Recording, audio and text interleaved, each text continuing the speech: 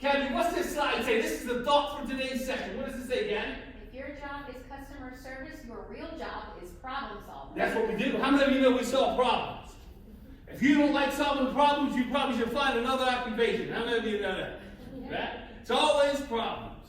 What's the newest problem you've encountered, ma'am, that I asked before you got here? The number one pressing problem that was back at your office that you had to deal with. What was it? Coaches complaining. Oh my goodness, complaining. Say complaining.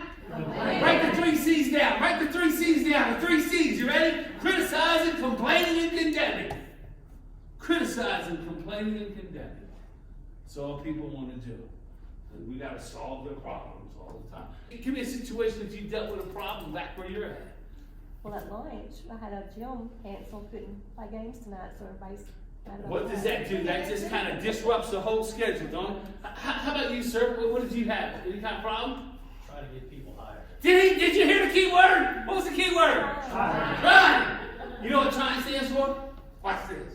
Trying means you're going to make a half-hearted attempt, but you're going to leave the back door open. When it gets real tough, you won't go through it anyway. You'll just escape. And matter of fact, watch this. Watch this. Watch this. Don't miss this. Don't miss this. Use this next time one of your folks says to try. Do me a favor. Would you try to pick that up? What? No, you picked it up!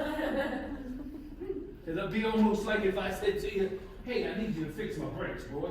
Would you try? No, you don't want somebody to try. You want them to do what? How about if you go get a triple bypass and you say to the doctor, I want you to try to do this, doc? No, there's no such thing. Leaders don't try. We stopped trying a long time ago. We just get it done. So our real job is problem solving. I want to talk to you about belief systems. Belief systems are formed by some people that are very close to us, people that have influence in our lives. Mine was a minister at our church, my baseball coach, and then when I turned 18, it was Dr. Bruce. Then when I became 40, there was another man who was very prominent in my life, and I got a handful of people who shaped my belief system. I know you don't talk about it. Does anybody know what I mean? And so our belief system is shaped. Now, I had a teacher that shaped my belief system. I was looking out the door one day, sir. It was a sunny day, just like today. You see where you're sitting? I was looking out the window and out the door because I was ready to get on the outside. And she called, Mr. Hunt, well, what is a conjunction? Oh, boy. Oh, boy. Oh, boy. I'm going to impress you with my education background. I've been to the 9th grade 3 times. You asked me something about the 9th grade. I bet I get it. They had the nerve. They had the absolute nerve to put this on my name placard. Tell them what that says. Doctor. I can't wait to take it on the shoulders of people. I'm not against education. My children will get the best my money can buy, but it just didn't work out for me. So on that particular day, they said, what's a conjunction? I was looking out the window. I wasn't paying attention. And this is how she changed my belief system. 1976, Patterson High School. I couldn't answer the question. I might as well tell you that landed me down the hall in a special education class where they get out a little early. They don't ride a full-size bus, and we got some equipment that we have to wear so we don't hurt ourselves. Anybody know what I'm talking about? And you're not getting no dates to the prom, and that's going to affect your what? Self-image and your beliefs. All because I wasn't paying attention. Some of you have been given labels in your life that are not worthy of who you are.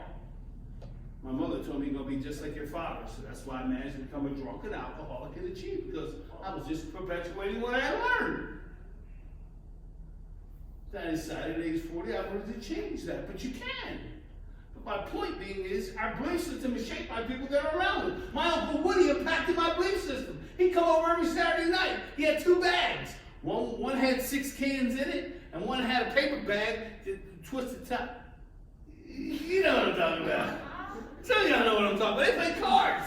And I would sit on the step because kids are to be seen and not what? Yeah, your parents must have do mine. See how our belief systems are shaped? What do you think I did with my kids when I got older? Huh? What do you think I did? Ain't nothing take back? Same thing. Same thing. Thank you, Roy. So that's how our belief systems are shaped. The problem is, you ready? When we come to work, we bring our belief systems with us, and the companies don't pay us for your belief system. I could have a discussion in this room about some beliefs, and we would separate this room instantly. Do you believe that? Yeah. I could talk about gay. I could talk about lesbian. I could talk about Democrat. I could talk about Republican. What do our belief systems do? Divide. Huh? Divide. Yes! That's why the organization you work for don't pay you for your belief system. You should leave that at the door. Now, they pay you for your hard work. But when we go back to my millennials, I don't know what kind of belief system they got. No, baby, no, you don't do that. Let mommy get that for you. Daddy will get that for you. Is that your nose running? Let me get that for you. You can laugh if you want. They call it the helicopter generation. That means they're hovering over their kids at all times. Has anybody got any of you seen? Absolutely.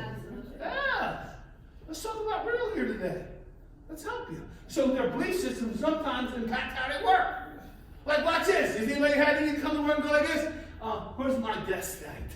And what time do I get lunch? Who brings it to me? Do I get a raise? I've been there 2 days. I want to be a director. I want to be a director. Anybody seen that? That's their belief system. Right? Coddled. Very good. Good word, bro. Well, now we got some adults that are entitled now. Let's not go that far. But yes, that's a good word. And so this is what shapes the kind of employee we have. So let's talk about the questions you asked them in the interview. Now you be careful. You go back and you check with your HR folks. Don't you do this. Okay? Because I'm going to get you into trouble. But I want to know about their attitude. I don't care about the skills. See, if I got attitude, I can work with you.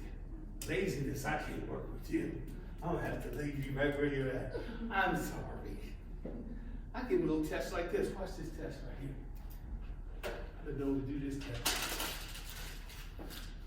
I put a little piece of trash on the floor, and when they walk into their chair, if they don't pick it up, guess what? They fail an interview. Yeah! Because my gymnasium's got to be kept what? Clean. Don't you do that. Don't you do that. I said that's what I do. Don't you do it. I do all kinds of things to find out what their attitude is. Would you like a glass of water? No, thank What am you. I looking for? Who said that? No, thank you. Who said it again? No, thank you. Instead of nah. Failed interview. I'm just saying what I do. Don't you do it?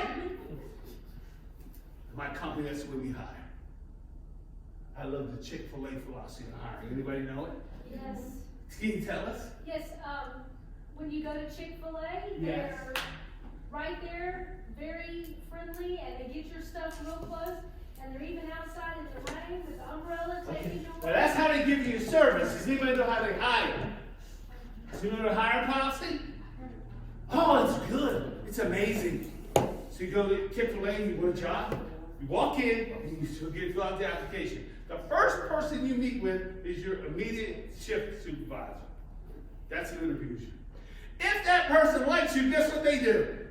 They refer, no, they don't have the power to hire you. They refer you to the store manager. Now, the store manager must do what? Interview you. And if you make that, guess where you go next? Sometimes to the owner, the general manager. Can you imagine if you were the frontline manager, supervisor, and you referred them, but the store manager said no? They question your what? Judgment. Your what? Ability, your skills, your leadership, and that's their policy. In other words, they hold everybody accountable in the process. I'm telling you, the only problem with millennials is real simple. It's what they believe that scares me the most. Because they all have the ability. Do you believe that? Yeah. Do you believe that? Do you believe that, sir? Yeah, they all have the ability. It's just what they believe. And the belief system is what stops us from getting good customer service. Once we feel that entitlement, once we feel like it's not my job, say not my job. Oh, that drives me crazy. I train a lot of government agencies now. Don't you tell them I said this. And you make sure when we get this recording, you take this part out. No, I'll edit it out. It's not worth it. I train a lot of government agencies because I live about 1 hour from Washington. So I can get to 10 million government workers from where I'm at in 1 hour. I apologize in advance if you work for the government, your family does, anybody you know, but I'm just gonna tell the truth. They ain't even paid me yet neither. Man, I shouldn't tell this till they pay me. I'm gonna tell it. This is what my mother said. Tell it, baby, tell it. So here it is. They have the worst attitude about it's not my job. How many of y'all believe that? Man, we got to stop that. That's why the global economy, we can't compete. That's why going forward, as we look at the new millennium and we look at this global world, man, and we see ourselves still holding on to some belief systems that don't serve us well. So that's what my biggest concern is, Morgan, is what do they believe? I like to ask belief system questions in the interview. I don't need you to know. Tell me about your certifications. Man, get out of here. I can teach how. I can teach how. I can't teach why. How many of you know what I'm talking about? I can teach how. Matter of fact, if I had a choice between having a good attitude and a person with a lot of knowledge, I'm taking good attitude all day. Because the person with the good knowledge eventually is going to be like this. I know everything. And I should be the boss. And I'll tell you what to do. How many of you have met them? You ain't met them? You're going to meet them sooner or later then. You take your leadership ladder up. So it depends on belief system. So let me wind down by saying this to you. So belief systems plus actions equals behavior. That's why we stop listening to what people say and we watch everything they do. How many of you have heard people that talk like they're going to set the world on fire, but they do nothing? It sounds something like this. What are you doing? I'm busy. I'm busy. I'm busy. Busy. I'm busy. Busy. Busy. I'm busy. Busy doing what? I couldn't tell you. Busy being busy, right? All day long, they're moving the same piece of paper on their desk. And so I don't know. So beliefs plus actions equals behavior. Real quick, how about this little cartoon? Someone called themselves a customer said they want something called service. Has anybody ever called your office lately to hear the way they answer the phone? Oh, yeah. Does that drive you crazy? Yeah. Watch this. I'm not Ricky Box, I can help you. Yeah. Like they get paid by the word. They get paid by the word. I call my office at least 3 times a day just to make sure they're doing what? Representing us well. How do they sound? How can we help you? The key word is help. So let's dive into this. The real truth of the matter is customer service is a what? What's the A word? Attitudes. Attitudes. How you view this thing.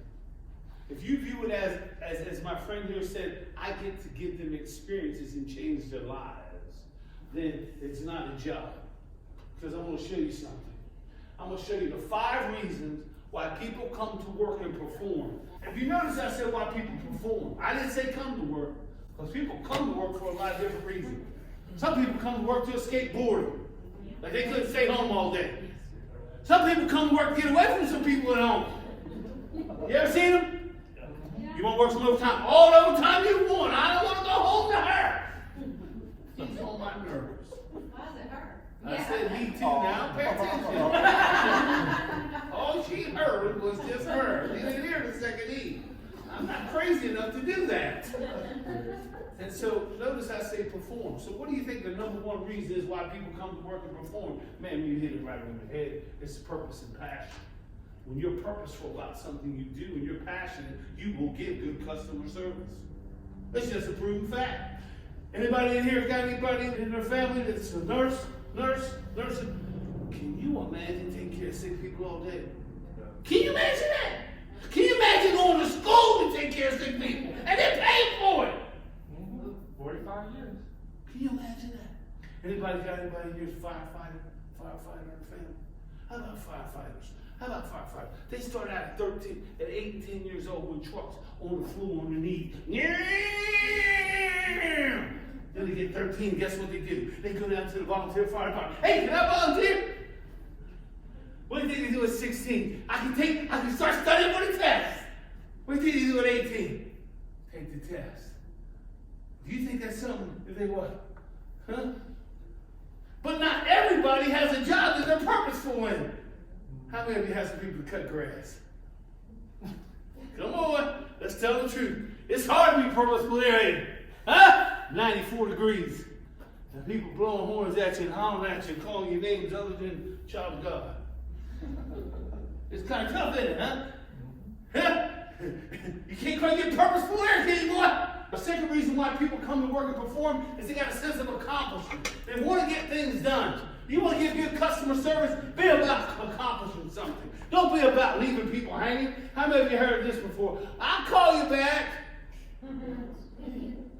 I'll call you. How about this one? Has anybody called anybody's phone at the office and said this? I'm sorry, I'm not here to take your call this time.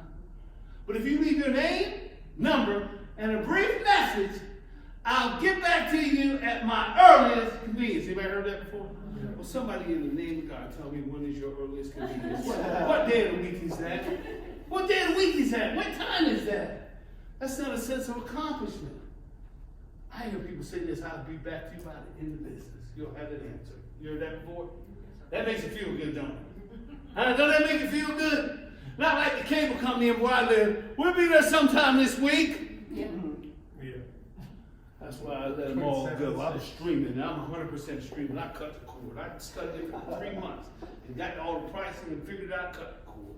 I'm sick of it. I can't take it. They didn't give me good customer service. And where I live, this is how they treat you. Hold, please. They don't even have the feature to call you back.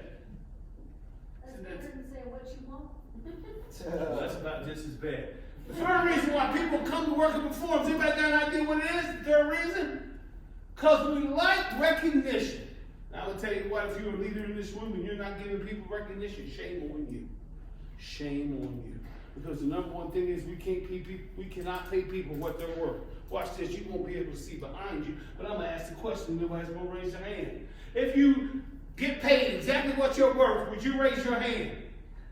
Nobody raised their hand. So in lieu of not giving them the money that we know we can't give them because we're a municipality on a fixed budget, why aren't we giving them what? Recognition. Instead of, we can't wait to find them doing something wrong.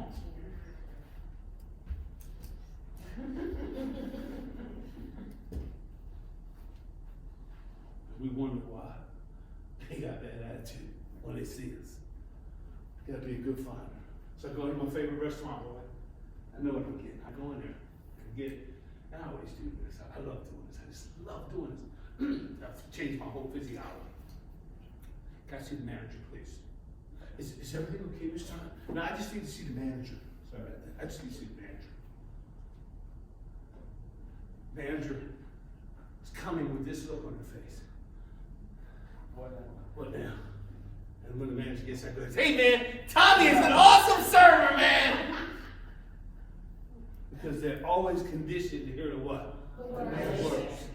If your staff is conditioned to hear the worst, shame on you today. It's time that we just have a meeting with ourselves and say, I'm not going to do that no more. I'm going to give them recognition, because when I give them recognition, I make them feel good, and they make my customer feel good. What's the fourth reason why people come to work and perform? It's real simple. A sense of belonging. We like working together. Who here sit beside somebody you work with? Ozzy, Jerry, my boys back there, my friends right here, my ladies right here. Yeah. Because we like sitting, now all the seats in the room, you have to sit right beside her. Why? Why? Because that's my team member, man. We're the same team. As a matter of fact, she talked about you before you got here. Look, they high-fiving back there and everything. Yeah. She talked about you before you got here. And I bet you ladies work together. Yeah, I can tell the way y'all walked in here. Hi, we don't hang around people we don't like. We like being together. Now, I gotta tell you, we like being together so much, they send us all kinds of stuff in the mail that asks us to join up things. I got something in the mail last week, I threw it right in the trash. Had nerve to ask me to be a member of AARP. I threw it in the trash. Till I found out all the benefits you get to the dug it out. I'm gonna need that. I'm gonna need that, man. Yeah. We like the fourth reason. The people will perform is money. Now listen to me. Ozzy, don't miss this. Money's in the car, but it's in the back seat. It can never be the driver for customer service. When money is the driver for customer service, it's over. It's over. Unless you have a job that specifically measures your customer service and compensates you on that, then money should never be the driver. Can anybody tell me an industry where they measure your customer service and you get compensated by it? Mattress sales. Mattress sales, any kind of sales. Yeah. Because the more you sell, the more you, how about You don't sell, telemarketers? you don't eat. It could be. That's why I went in this business. I ain't had a check in 30 years. I wish somebody write me a check at the end of the week. I wonder what that feels like. Man, I'm gonna give me one of those things.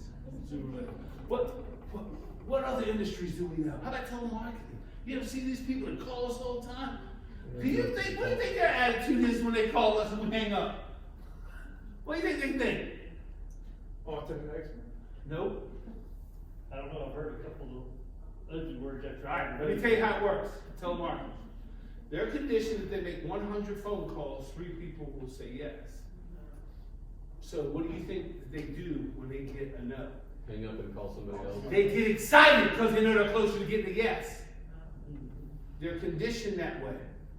They hang up and call somebody else because you can't hold them up if you're not buying. See, it's all about the way you think about things. Is the glass half empty or is the glass half full? Both? That's a safe answer. Is it? Answer it for me. What do you think? Depends on the attitude. What do you say? Depends on the attitude. Depends on your perception, and my perception is the glass is running over. Hold your feet up, they're about to get wet. So it depends on who's pouring it over. Depends who's pouring them. How about this? When life gives you lemons, make what? No, I wouldn't if I was you. When life gives you lemons, I'd pick the seeds out of them and plant them and grow an orchard so I can take care of myself and my family for the rest of my life. Then I got lemons, not lemonade. Because what you really want is the lemons, not the lemonade.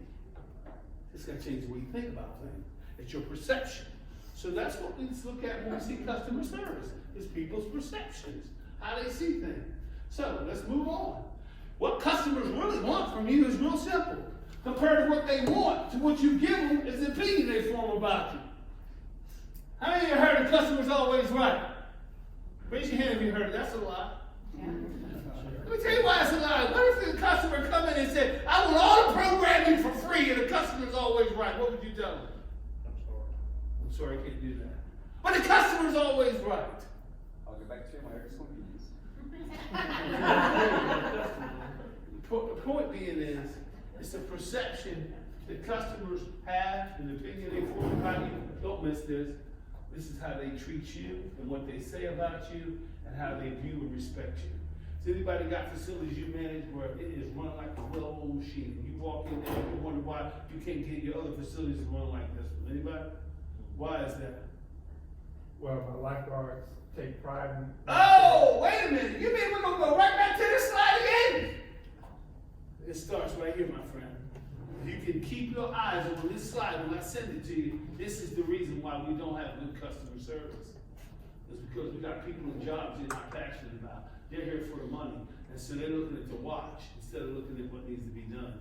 They care more about them than they do about the people who serve. Now, don't get me wrong. Don't get me wrong. It took a major paradigm shift for me. So watch this. To the leaders in the room, this is what I want you to do. Before you go to bed tonight, write yourself a personal mission statement about who you are and why you do what you do. And go ahead and hang it up so everybody can read it. So you just want to put yourself on notice. That's right. Hang it up where everybody can read it. And if you're real brave, go ahead and print it out and give it to some people.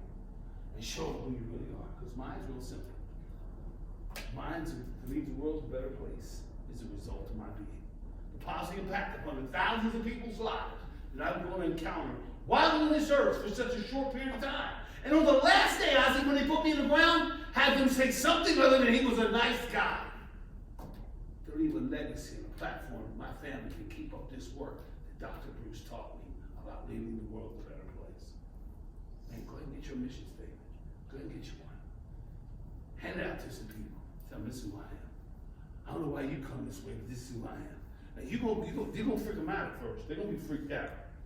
You drank all the Kool-Aid. And watch this. If you got 168 hours a week, and that's your life, 168 hours, and you spend 1/3 of those hours asleep, how many of you heard me tell you what you should do when you walked in? Does anybody remember? If you spend 1/3 of your life asleep, you should get a good mattress, a good pillow, and kick that person next to you that's snoring. Because they're keeping you awake. Because you got to go to where? Work.